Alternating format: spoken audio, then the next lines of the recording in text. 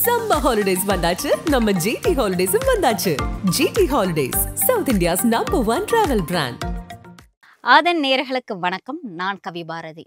தமிழகத்துல இரு முக்கிய பிரச்சனைகள் தான் இப்போ பரபரப்பா பேசப்பட்டு கொண்டே இருக்கிறது. ஒன்று தொகுதி மறுவரையறை, இன்னொன்று மும்மொழி கொள்கை. மொழிங்கிறது மக்களை ஒருவரை இணைக்கிறதுல முக்கிய பங்காற்றுது.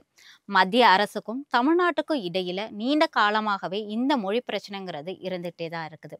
திராவிட இயக்கங்கள் தமிழ்நாட்டில் ஆலமரம் போல வேரூன்றியதற்கும் அரை நூற்றாண்டிற்கும் மேலாக தேசிய கட்சிகள் தமிழ்நாட்டில் ஆட்சி அமைக்காம இருக்கிறதுக்கும் இந்த மொழி போராட்டங்களை மிக முக்கிய காரணமாக பார்க்கப்படுது. தற்போது இது போன்ற ஒரு பிரச்சனையை தான் தமிழ்நாடு மீண்டும் சந்திச்சிருக்கு. அதற்கு காரணம் தேசிய கல்விக் கொள்கையில இணைந்தாதான் தமிழகத்திற்கு நிதி தர முடியும்னு மத்திய அரசு விடாப்பிடியாக கூறி வருது. இதற்கு கண்டனம் தெரிவித்து வரும் தமிழ்நாட்டு அரசியல் கட்சியினர் மத்திய அரசு மும்மொழி கொள்கை என்ற பேர்ல ஹிந்தியை 3வது மொழியா திணிக்க பாக்குறாங்கன்னு குற்றம் சாட்டுறாங்க. தமிழகத்துல ஹிந்தி எதிர்ப்புங்கிறது இன்னைக்கு நேத்துக்கு இல்ல, பல வருடங்களாகவே ஒரு தொடர்கதை ஆகி கொண்டே இருக்குது. இந்தியா சுதந்திரம் அடைவதற்கு முன்பே ஹிந்தி திணிப்புக்கு எதிரான போராட்டங்கள் தமிழ்நாட்டுல வேரூன்ற தொடங்கியிருக்கு. அதாவது ஆங்கிலருக்கு எதிரான போராட்டங்களுக்கு நடுவே ஹிந்தி மொழிக்கு எதிராகவும் போராட்டம் களம் கண்டவர்கள் தான் நம்ம தமிழர்கள்.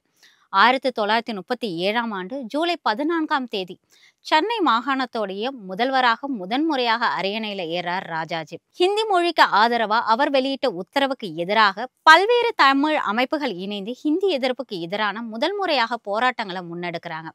இந்த போராட்டத்துல பெரியாரோட இணைந்து அண்ணாவும் கலந்து கொள்றாங்க. 1938ஆம் ஆண்டு ஜூன் மாதம் திராவிட கழகம் சார்பில் ஹிந்தி எதிர்ப்பு மாநாட்டில் அண்ணா ஆற்றிய உரை இளைஞர்களை கிளர்த்தெழ செய்தது. ஹிந்தி எதிர்ப்பு போராட்ட களத்துல தமிழ் மொழிக்காக முதல் உயிர் தியாகமும் இந்த காலகட்டத்துல தான் நடந்துச்சு. சென்னையில நடைபெற்ற ஹிந்தி எதிர்ப்பு போராட்டத்துல சிறை சென்ற நடராஜன் உடல்நல குறைவின் காரணமாக 1939ஆம் ஆண்டு ஜனவரி 15ஆம் தேதி சிறையிலேயே உயிரிழக்கிறார். இதே போல சென்னை மத்திய சிறையில் அடைக்கப்பட்டிருந்த கும்பகோணத்தை சேர்ந்த தாளமுத்துவும் அதே ஆண்டு மார்ச் 12ஆம் தேதி உயிரிழக்கிறார். நடராஜன் மற்றும் தாளமுத்து இவர்களுடைய உயிர் தியாகம் சென்னை மாநகரத்துல ஹிந்தி எதிர்ப்பு போராட்டம் தீவிரமாக வெடிக்குது. இந்த காலகட்டத்தில் ஹிந்தியை கட்டாய பாடமாக்கிய அரசாணையை கடந்த 1940ஆம் ஆண்டு ராஜாஜி அரசு திரும்ப பெறாங்க. இதற்கு அடுத்தாற்போல் 1948ஆம் ஆண்டு சென்னை மாநகர முதல்வராக இருந்த ஓமத்தூரா ராமசாமி ரெட்டியார் வெளியிட்ட ஒரு உத்தரவு மீண்டும் ஹிந்தி எதிர்ப்பு போராட்டத்திற்கு வழிவகுத்துச்சு. மாநிலம் முழுவதும் திராவிட கழகங்கள் சார்பில் ஆங்காங்கே ஹிந்தி எதிர்ப்பு மாநாடு நடத்தப்படுது. இதற்கு அறிஞர் அண்ணா தலைமை தாங்குறார்.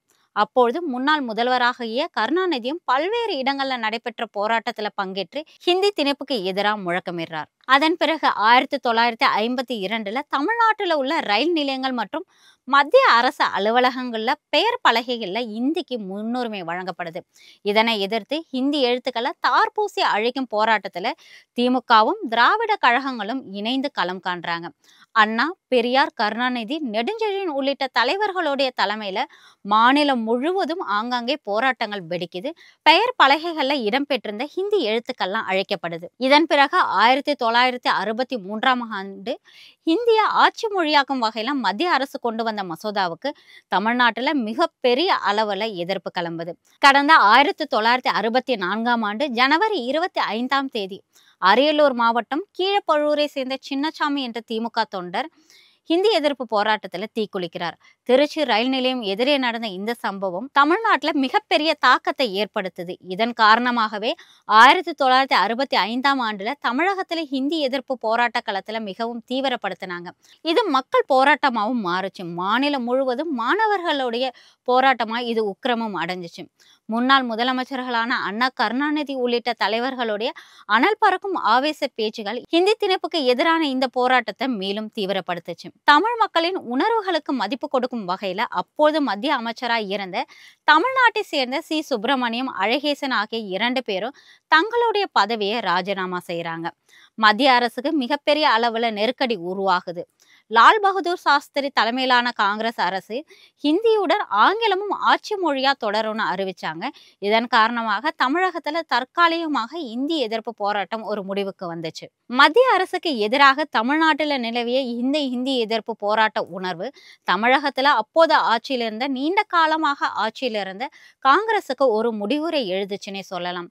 1967ஆம் ஆண்டு நடைபெற்ற சட்டப்பேரவை தேர்தலில் திமுக கூட்டணி 179 இடங்கள்ல வெற்றி பெற்று பேரறிஞர் அண்ணா தலைமையில முதல் முறையாக தமிழகத்துல ஆட்சி அமைத்தாங்க திமுக. அதன் பிறகும் கூட 1986ஆம் ஆண்டு ராஜீவ்காந்தி பிரதமரா இருந்த பொழுது மத்திய அரசு அலுவலகங்கள்ல தகவல் தொடர்பு இனி ஹிந்தி மொழியில தான் இருக்கணும் ஒரு அறிவிப்பை வெளியிட்டாங்க. அதனை வன்மையாக கண்டித்தார் கருணாநிதி. ஹிந்தி ஆதிக்க எதிர்ப்பு மாநாட்டை திமுக சார்பில் தமிழ்நாடு முழுவதும் நடத்தினாங்க. திமுகவுடைய ஹிந்தி எதிர்ப்பு போராட்டங்கள்ல அந்த காலத்துல அக்கட்சியின் இளைஞரணி செயலாளராகவும் தற்போது தமிழக முதல்வராகவும் இருக்கக்கூடிய ஸ்டாலினுடைய பங்களிப்பு மிக முக்கியமானதாக இருந்துச்சு.